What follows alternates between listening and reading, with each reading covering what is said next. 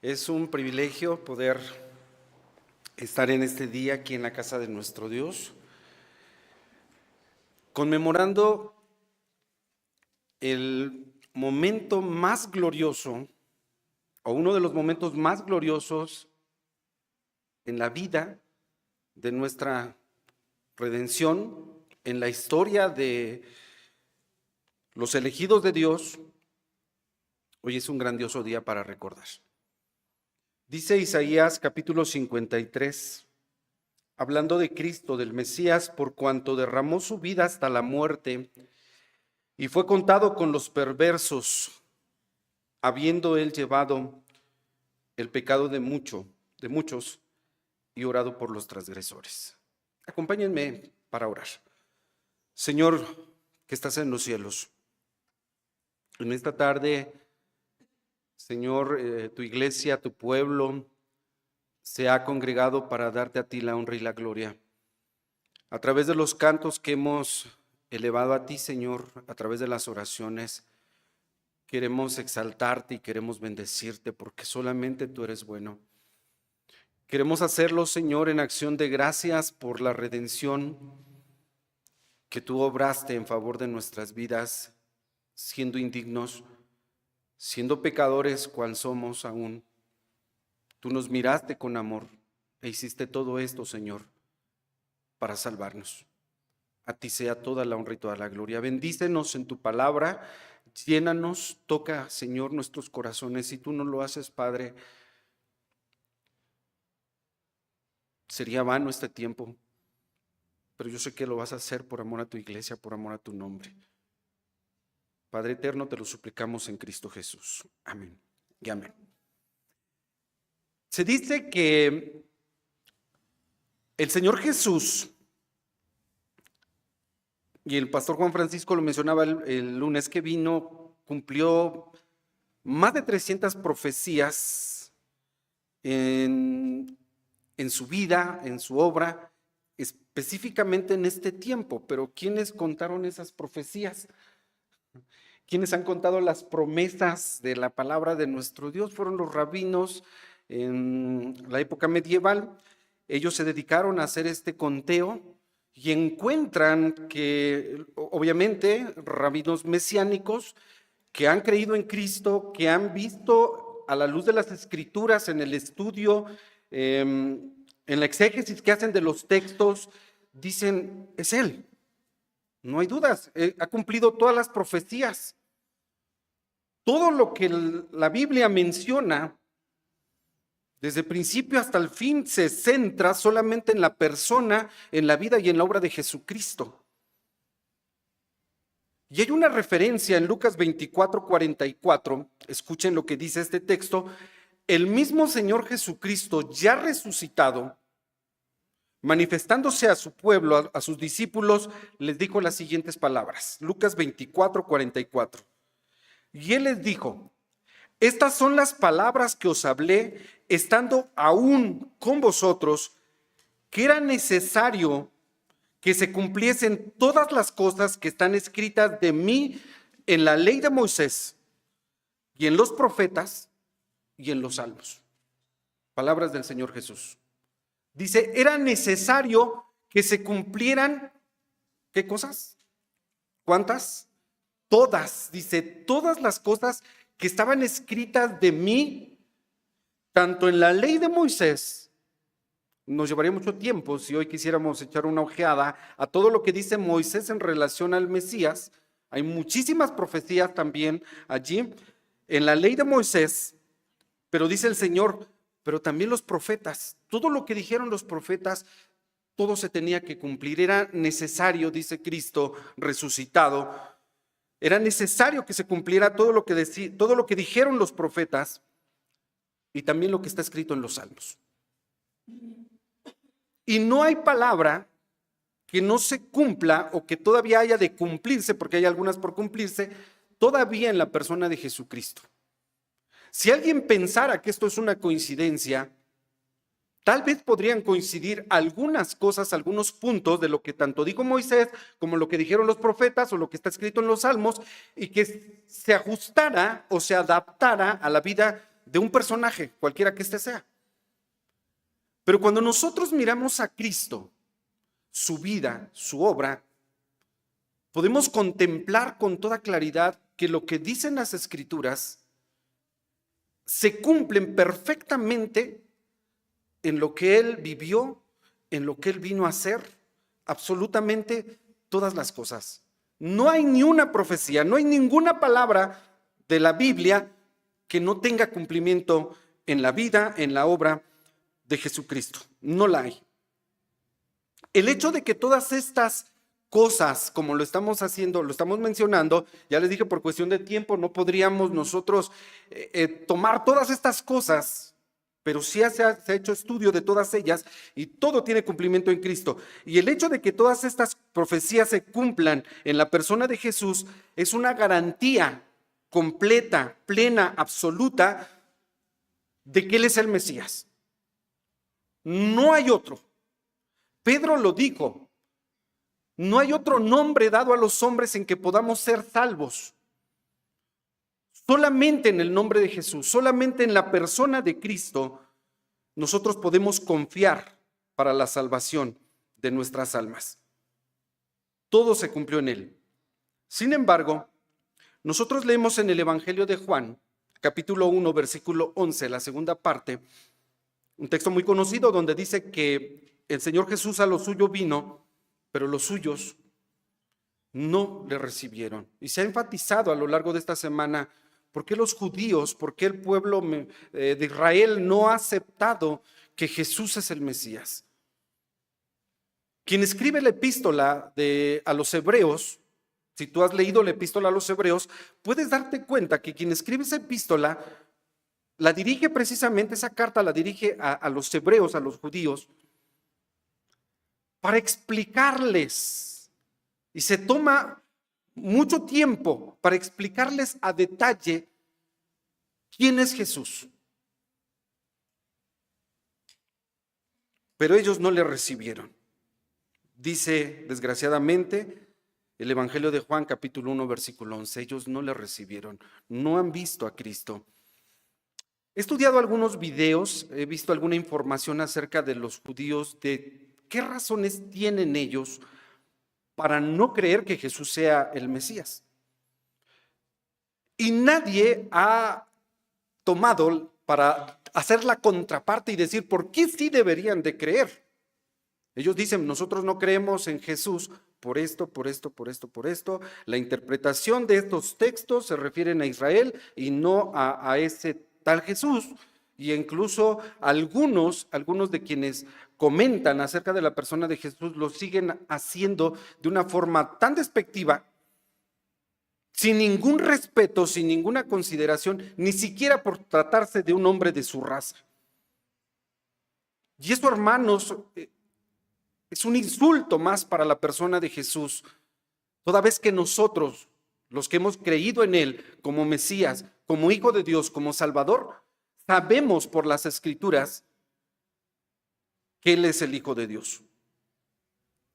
Pero no habría necesidad de hacer un video con una contraparte de por qué si tú, judío o hebreo, tendrías que creer en Cristo. Hay una epístola completa, la epístola a los hebreos, que dice quién es Él, lo que hizo Él, lo que logró Él, en la figura precisamente de lo que creen los judíos. Y no hay necesidad de ello. Pero nosotros, iglesia, todos los creyentes, todos los que hemos aceptado a Cristo, tomamos como nuestras las palabras del apóstol Pablo cuando escribe a los Corintios y dice, mas nosotros predicamos a Cristo crucificado y a este como Señor, porque Él es el Señor. Y hoy nos vamos a ocupar un poco en hablar no de la ley de Moisés, sino vamos a hablar de esto que dijo el Señor. Se tenía que cumplir todo lo que estaba escrito de mí en los salmos y en los profetas. Y para muestra un botón, vamos a ver el Salmo número 16, el número 22, perdón. ¿Por qué dije 16? Porque allá con los hermanos de Cuernavaca, en esta semana estudiamos la vida y obra de Jesucristo según los salmos mesiánicos. ¿Cuántos salmos mesiánicos hay? 16. 16 salmos mesiánicos y uno de ellos, el 22. Salmo 22, abre tu Biblia, por favor. Y dime en quién más, o ve pensando tú en quién más podría cumplirse en toda la historia de la humanidad lo que dice el Salmo número 16. ¿En quién más podría cumplirse? ¿O quién más cumplió esto? Fuera de la persona del Señor Jesús. Salmo número 22. Salmo número 22, perdón, dice este salmo: Dios mío, ¿por qué me has dejado? Es una expresión de dolor, una expresión de abandono. Dios mío, ¿por qué me has dejado? Habla de Dios como si estuviese lejos. Dice, ¿por qué estás lejos de mi salud y de las palabras de mi clamor? Cuando Cristo está colgado en la cruz, allá en el Calvario, después del terrible maltrato que le habían dado los soldados romanos, a petición precisamente de los líderes religiosos de Israel, después de que lo habían despedazado literalmente, y ahorita lo vamos a ver.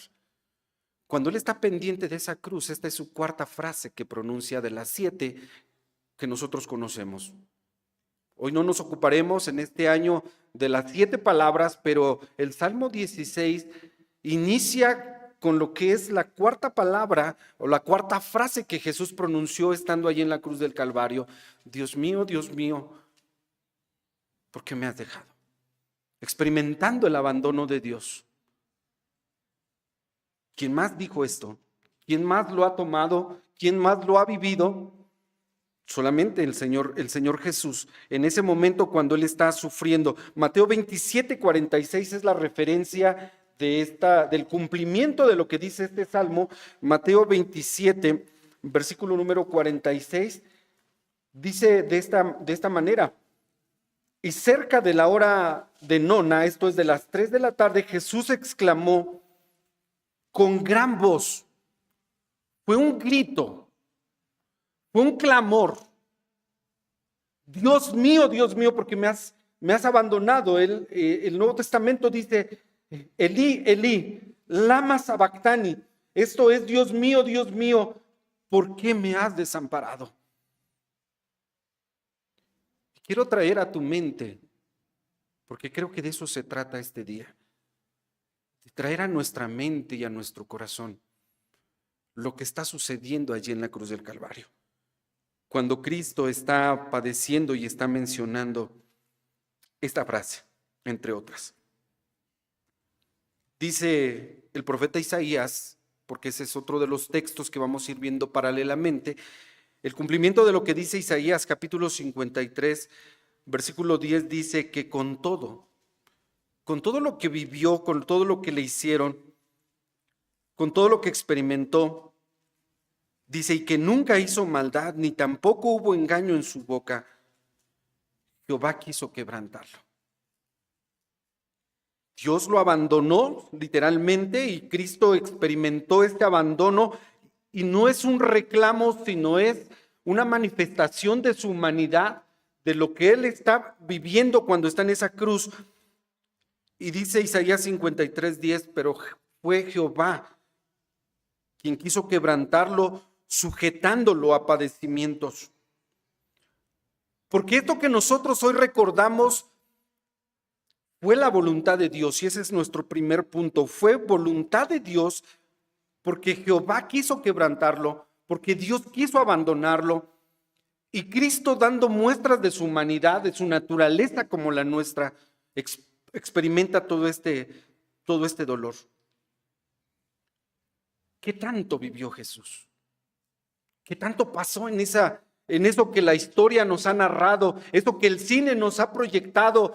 ¿Es suficiente para nosotros ver lo que la Escritura realmente enseña?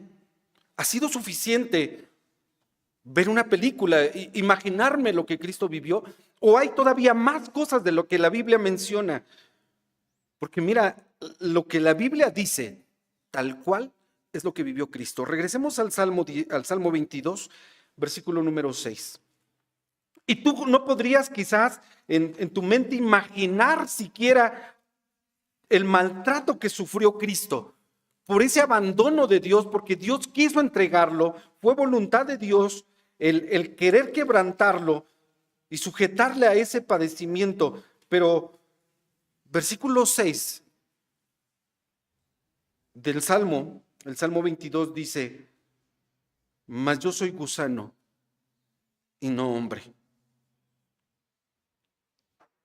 oprobio de los hombres y desecho del pueblo.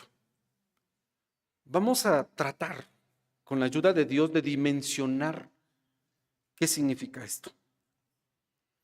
Cuando Cristo dice: de tanto que me han maltratado, de tanto que han abusado en golpes y en heridas de mi cuerpo, si tú me miras con atención, ya no tengo la forma de un hombre, tengo la forma de un gusano. Piensa por un momento en ese gusano, que no tiene una estructura ósea, que no puede detenerse. Solamente dije para tratar de dimensionar lo que le hicieron a Jesús. Ese abandono que sufrió, ese maltrato que sufrió por nuestra causa. Dice: yo ya no, mi apariencia ya no es de un hombre. Ahora en realidad parezco un gusano. Dice: oprobio y desecho del pueblo.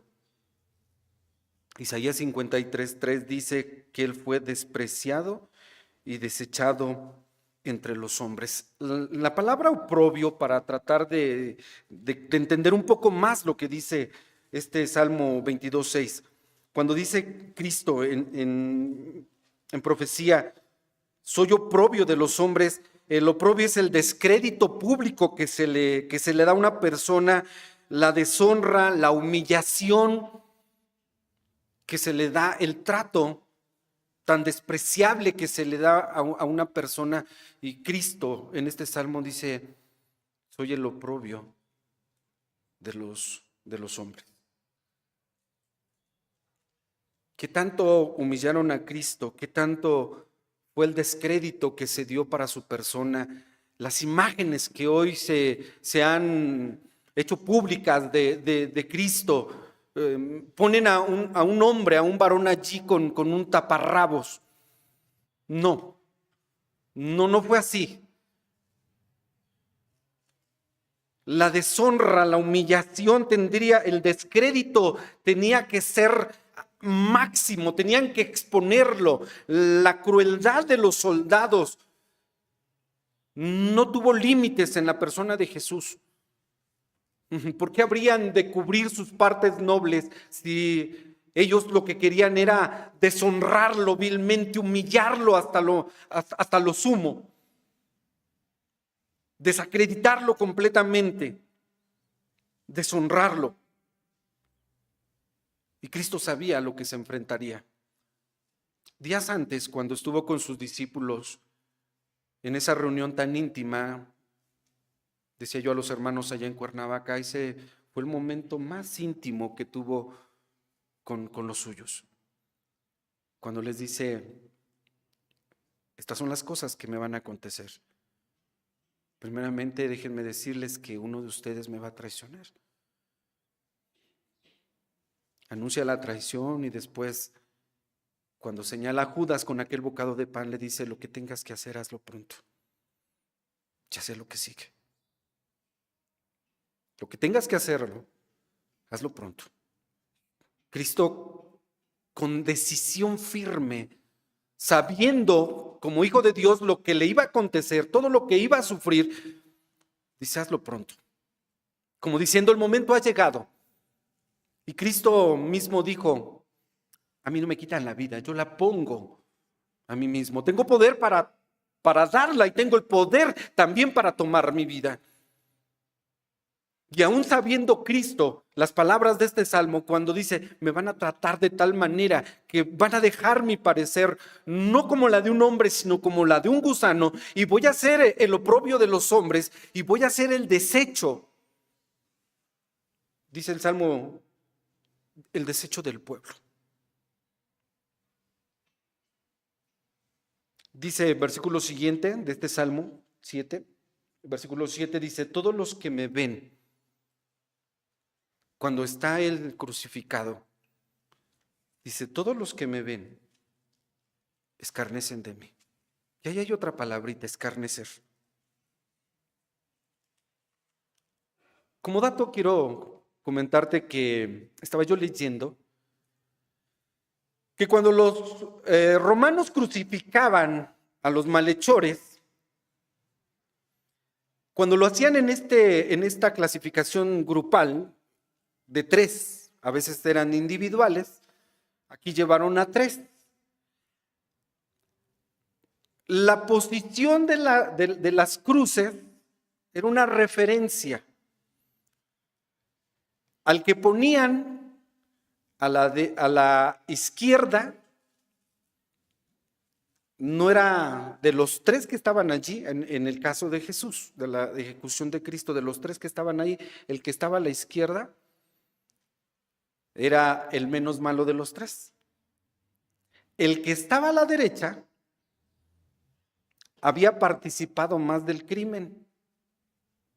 Algo así como que el que tanto peca que el que mata a la vaca como el que le agarra la pata. Uno le había agarrado y el otro había ejecutado. Pero al que ponían al centro, y eso es lo que quiero comentarte, al que ponían al centro, ese era el cabecilla. Ese era el más malo. De los 3 que estaban allí, uno había participado, el otro ejecutó, pero el que estaba en el centro, parece no había piedad. Parece no había misericordia. Ese era el más malo y tendrían que hacerle todo el peso de la ley sobre él, la ejecución, toda recaía sobre el que estaba en el centro. Y Cristo en este Salmo 16, cuando dice, todos los que me ven, dice, me escarnecían. Escarnecer es la palabra siguiente y significa hacer burla. O sea, no bastaba con verlo desfigurado. ¿Sí? No bastaba con verlo desfigurado, sino todavía burlarse de él.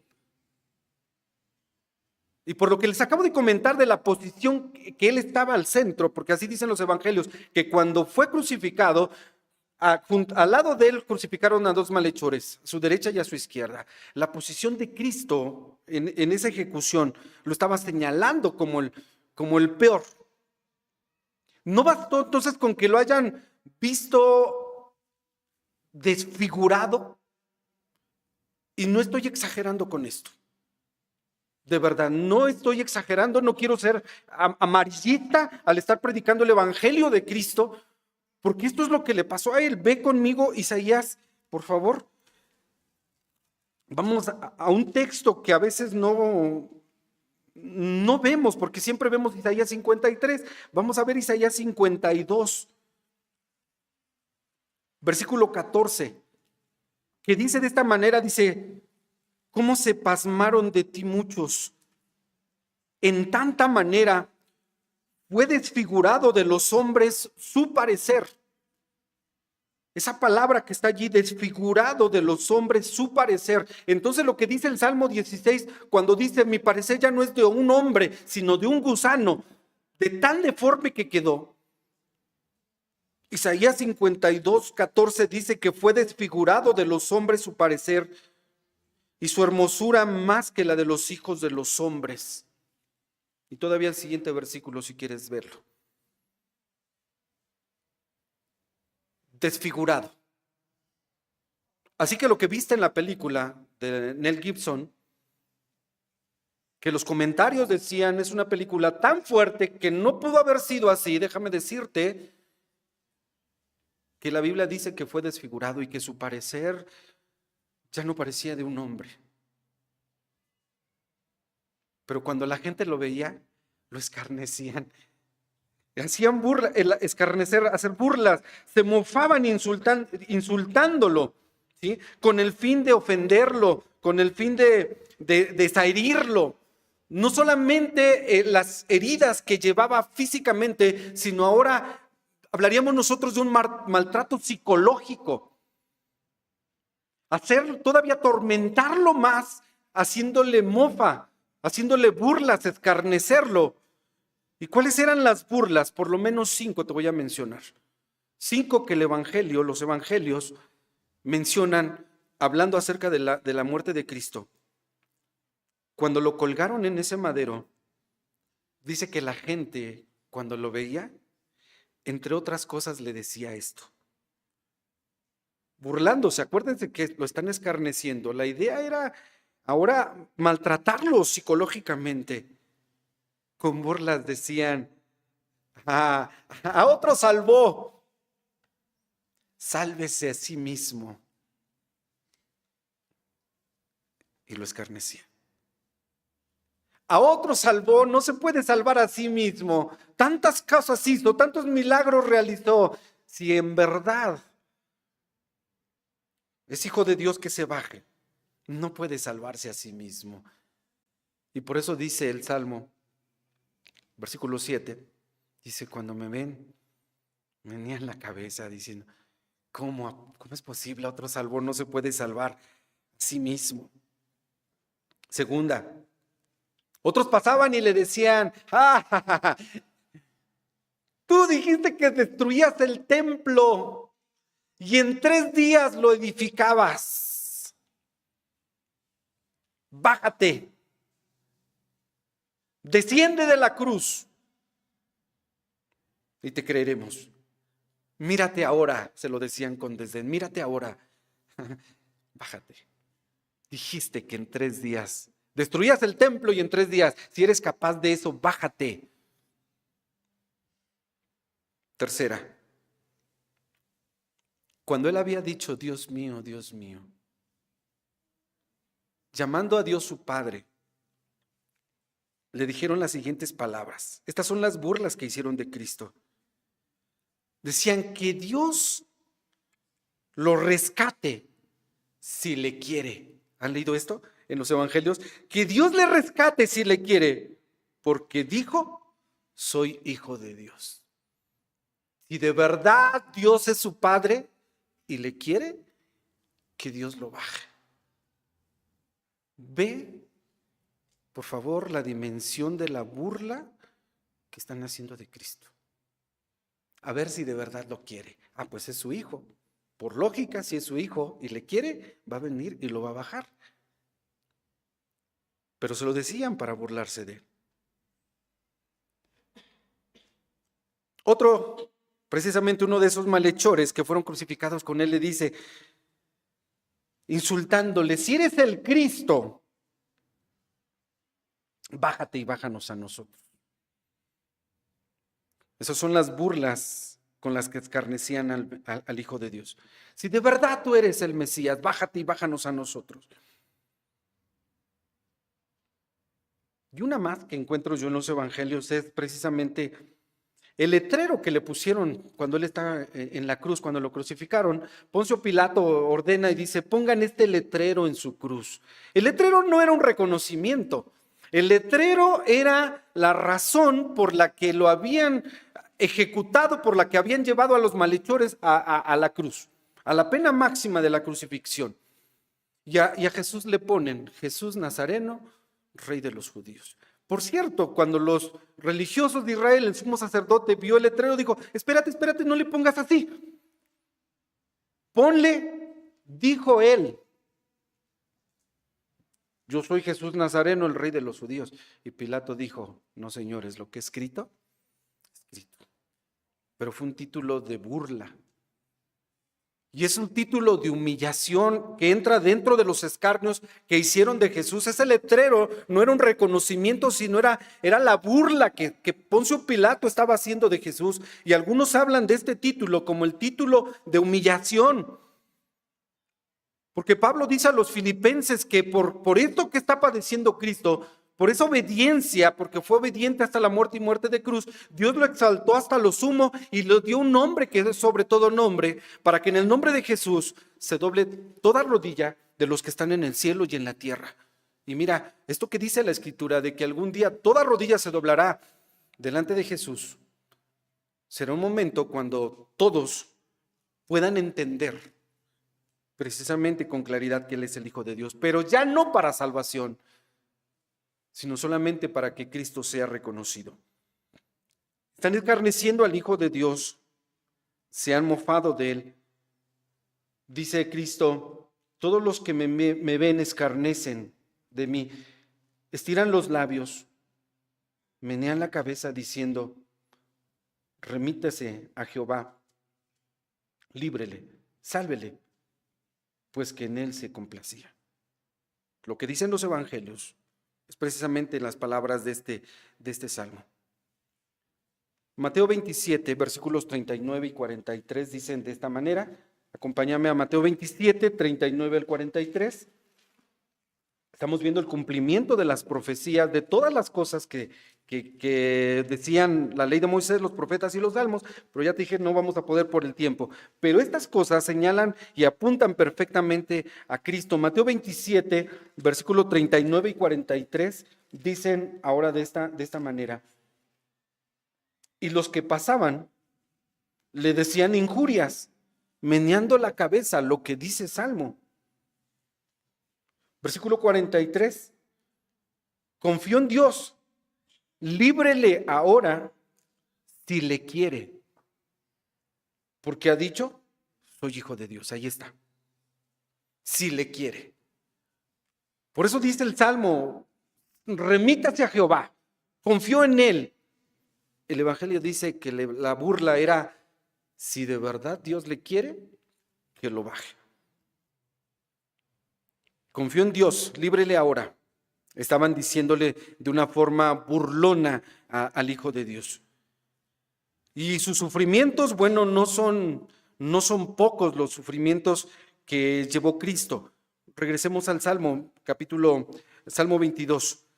Ahora voy a leer los versículos 12 en adelante.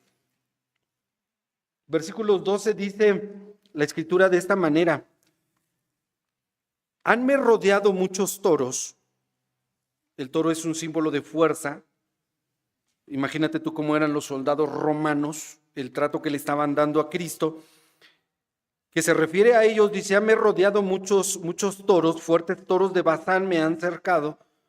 Abrieron sobre mí su boca como león rapante y rugiente. Heme escurrido como aguas y todos mis huesos se desconyuntaron. Mi corazón fue como cera, desliéndose en medio de mis entrañas. Secóse como un tiesto mi vigor y mi lengua se pegó a mi paladar. Y me has puesto en el polvo de la muerte, porque perros me han rodeado. Hanme cercado cuadrillas de malignos, horadaron mis manos y mis pies. Puedo contar mis huesos. Ellos miran, considéranme. Partieron entre sí mis vestidos y sobre mi ropa echaron suertes. Mas tú, Jehová, no te alejes, fortaleza mía. En estos textos, pon atención en lo que dice acerca de sus huesos. Primeramente, acerca de sus huesos. ¿Qué pasó con sus huesos? ¿Cuánto fue el maltrato que le dieron a Jesús? No solamente en su carne, sino que este salmo habla de sus huesos, cosa que también casi no consideramos. ¿Qué dice de sus huesos el salmo? ¿Qué cosa? ¿Te acuerdas hace un momento del salmo que te dije que anuncia que su parecer ya no es de hombre, sino de un gusano? Y que te dije que los gusanos no tienen una estructura ósea. Ahora habla Jesús en este salmo de sus huesos y dice, mis huesos se desconyuntaron, el cuerpo de Jesús. Y por eso te dije, si tú crees que esto es una exageración, piénsalo así. Cuando dice mis huesos se desconyuntaron, se desencajaron, quedaron dislocados. Su corazón. ¿Cómo estaba su corazón? ¿Cómo? Se derretía, dice de su corazón, fue como cera desliéndose en medio de mis entrañas. Los evangelios dicen que cuando el soldado romano llegó y traspasó su cuerpo, Obviamente no era solamente traspasar su estómago, sus intestinos, sino la intención de picarlo desde abajo era perforar hasta llegar al corazón. Y cuando la daga penetró en el corazón de Cristo, este salmo dice: yo sentí como mi corazón se derretía como cera. ¿Cómo quedó el corazón de Cristo en ese momento cuando la lanza perforó? Y déjame decirte que esa lanza era tan amplia que la perforación que hacía, ¿recuerdan ustedes cuando Cristo resucitó y le dijo a Tomás: ven, mete tu mano en mi costado y ve que yo mismo soy? La herida que la lanza de los romanos ocasionaba era de tal calibre que el brazo de un hombre podía entrar. O sea, no estoy exagerando. Yo te dije, no quiero ser amarillista en la predicación del evangelio. Estoy tratando de ser lo más congruente con la ayuda de Dios para que podamos entender esa lanza. Y cuando el Salmo dice mi corazón, o sea, ya vimos los huesos, se desconyuntaron. Dice mi corazón cuando Cristo estaba vivo, cuando sintió la lanza en su cuerpo, su corazón. Versículo 15, su lengua. Estoy hablando de sus huesos, de su corazón, su lengua. ¿Sabes cómo estaba la lengua de Jesús en ese momento cuando estaba en la cruz? Después de todo lo que ya mencionamos que le hicieron, que pareciera poco. ¿Qué pasa con su lengua? Dice, verso 15, mi lengua se pegó, o sea, literalmente la deshidratación del cuerpo de Cristo. Él ya no tenía sus glándulas salivares, ya no tenía. La lengua se secó literalmente. Dice, se pegó a mi paladar. ¿Se acuerdan cuando predicamos del Salmo 42? Hablábamos del siervo que jadea por el agua. Ese siervo que está tan sediento y que ya no puede, y que el Salmo 42 dice, así como el siervo clama por las corrientes, ese siervo jadeante con la lengua seca, es la figura que más nos puede ayudar para entender que la lengua de Jesús estaba tan seca y aún así estaba expresando esas palabras, diciendo, Dios mío, ¿por qué me has abandonado? La primera palabra, Padre, perdónalos porque no saben lo que hacen. Y aún así el Señor está pronunciando estas frases. Verso 16 del Salmo dice, mis manos y mis pies. ¿Qué pasó con sus manos y sus pies? Dice, fueron horadadas. Y ya te dije, tanto la lanza es una referencia de la cavidad que se hacía. Ahora, los clavos que usaban los romanos en la crucifixión, dato histórico, medían 20 centímetros. Eso medía un clavo. Y el calibre del clavo, suficiente para que quepa un dedo de una persona. Por eso cuando Cristo resucitado le dice a Tomás, alarga tu mano y métela en mi costado. Y mete tu dedo en mis manos y ve que yo mismo soy. Y no seas incrédulo, sino fiel. No seas incrédulo. Y Cristo habla de sus heridas. Y esos clavos dejaron las marcas.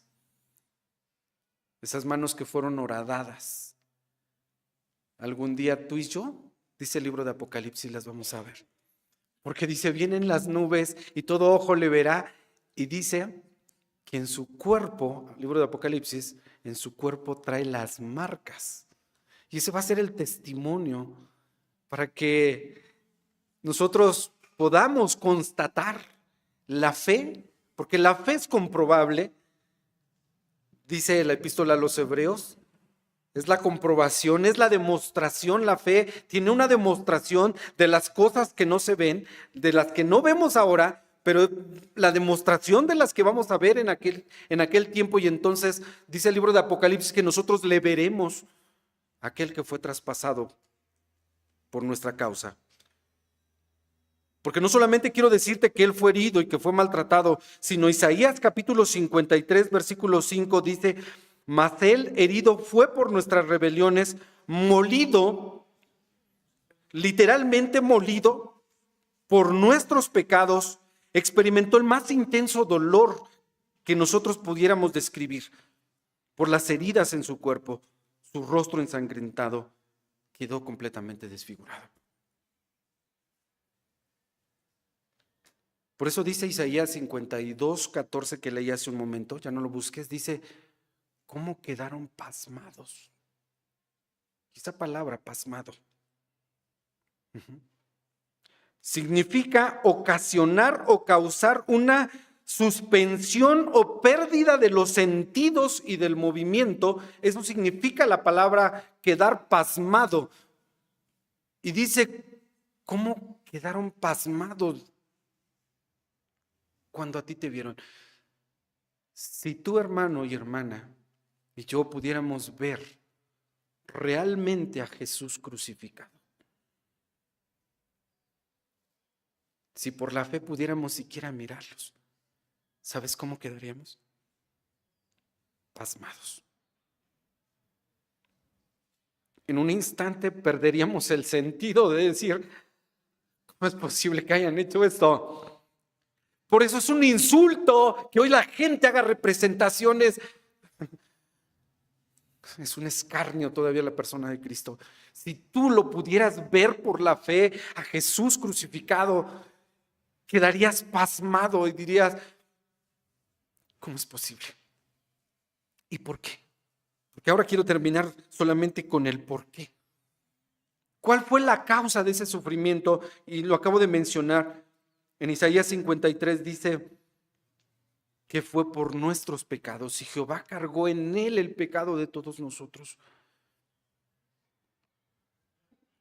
Quiero hacer un poco de conciencia de cuánto hemos pecado y de cuánto hemos fallado a Dios, de cuán miserables somos por lo que hemos hecho nosotros con el Hijo de Dios, porque aún sabiendo que fue por la causa de su amor que fue a esa cruz del Calvario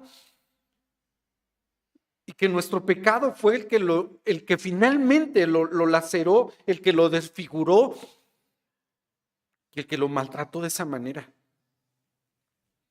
Dime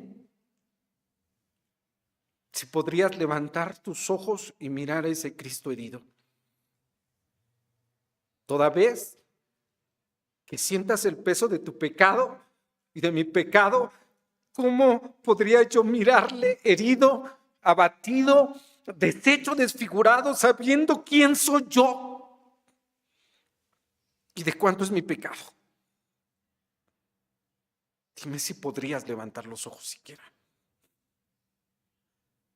Y ahí está Cristo, herido, abatido de Dios por una sola causa. Me gusta la Nueva Traducción Viviente que habla de este texto, Isaías 52, 14, que dice: tenía el rostro tan desfigurado que apenas parecía un ser humano y por su aspecto no se veía como hombre. Si hoy tú puedes por la fe centrarte en un instante en Cristo, déjame decirte que fue por ti y por mí que Jesús fue a esa cruz del Calvario, que Él padeció todo esto que apenas hemos alcanzado a ponerle un pequeño matiz de lo que realmente sucedió aquel día. El día que Cristo pagó la deuda de nuestros pecados. Pablo dice a los romanos: y ahora ya no hay ninguna condenación para los que están en Cristo. Jesús pagó nuestra deuda. Con eso que hizo, pagó nuestra deuda. Tu pecado y mi pecado están expiados en Cristo. pero tenemos que confiar en Él para la salvación de nuestras almas y pedir su ayuda, pedir su auxilio, porque nosotros solos no podemos dejar nuestro pecado. Dice, y concluyo con las palabras del profeta Isaías en el capítulo número 1.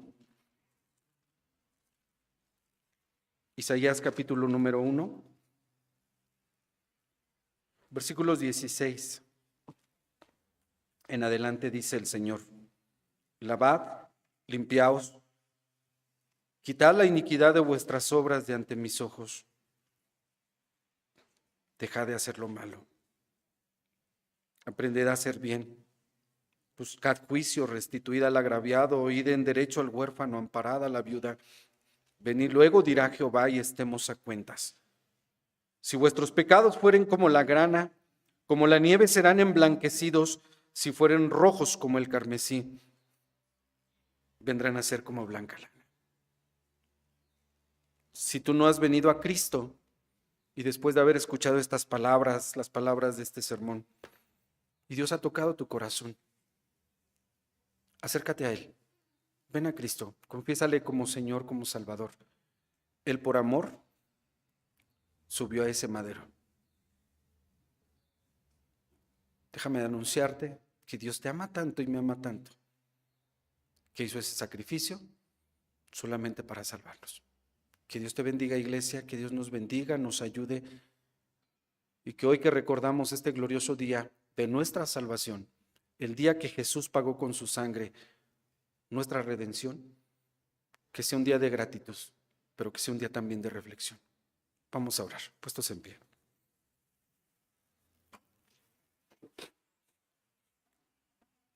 Padre nuestro que estás en los cielos, Señor, avergonzados nos presentamos delante del trono de tu gracia, después de haber escuchado tu palabra y de reconocer cuán viles somos nosotros porque hemos pecado contra ti. Somos los más miserables, Señor. Nos avergonzamos, y como aquel hombre de quien dice tu palabra que no se atrevía a levantar los ojos al cielo, hoy así nosotros, Señor, nos humillamos delante de ti con un corazón quebrantado. Y perdónanos, Señor. No queremos ser hipócritas delante de ti, porque finalmente no podemos a ti engañarte. Pero tú sabes lo que hay en nuestros corazones. Y queremos pedirte que nos perdones, que nos ayudes, que tengas compasión y misericordia de nosotros. Quisiéramos no pecar ya, Señor, pero imposible es en nuestra carne. Pero está la promesa de que tú, Señor, algún día quitarás todo nuestro pecado. Por ese sacrificio, Señor. Porque la sangre de Jesucristo, tu Hijo, nos limpia de todo pecado. No hay pecado que tú no puedas perdonar y que no puedas limpiar con esa sangre. Lávanos, Señor, en la sangre de Cristo. Perdónanos. Y a ti sea toda la honra y toda la gloria, ahora y siempre. Amén y amén. Que el Señor nos bendiga.